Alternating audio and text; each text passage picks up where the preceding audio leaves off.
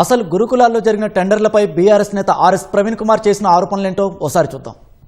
రేవంత్ రెడ్డి గారు అంటారు 687 కోట్ల కాంట్రాక్ట్ అయితే 2000 కోట్ల కుంభకోణం అయింది. రేవంత్ రెడ్డి గారు నేను ఇలా చెప్తున్నా, ఇగో మీరు నన్ను జైలుకు పంపించిన మంచిది, ఇగో మీ కుంభకోణం 2041 కోట్ల రూపాయల విలువైన టెండర్లు మీరు విద్యాశాఖలో ఇచ్చిండ్రు. ఇక ఇవి తెలిసినవి.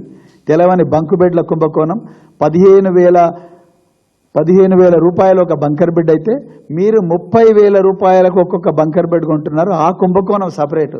సో అది కాకుండా ఈరోజు 2041 కోట్ల రూపాయల విలువైన వస్తువులు మీరు కొన్నారు. ఇంతవరకు ఒక్క ఐటెం కూడా పిల్లల దగ్గరికి రాలేదు. ఇలా మంత్రి లక్ష్మణ్ కుమార్ గారు మాట్లాడుతున్నారు. ఏమంటున్నారు లక్ష్మణ్ కుమార్ గారు? మేము 687 కోట్లే కొనుగోలు చేశాము, మీకు ఎక్కడ కావాలంటే నేను రికార్డ్స్ అని చూపిస్తాను. ఏ రికార్డు చూపిస్తలేడా?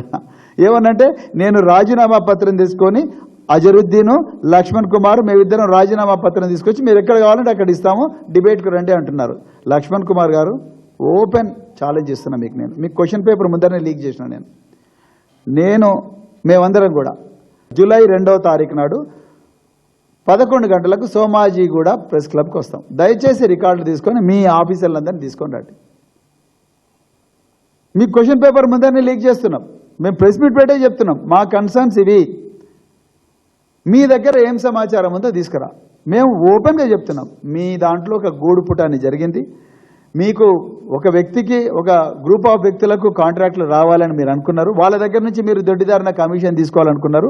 వాళ్ళకు అనుకూలంగానే మీరు టెండర్ నిబంధనలన్నీ కూడా మార్చిండ్రు.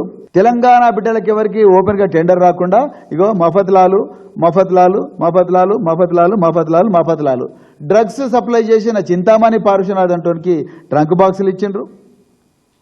అదేవిధంగా కొట్లాడంగా మరి లిడ్ క్యాప్ అంటే Telangana leather industries promotion corporation, దానికి స్టేషనరీ ఐడి కార్డులు హోల్డర్ బెల్ట్స్ ఇచ్చిండ్రు. నాకైతే అర్థం కాని విషయం.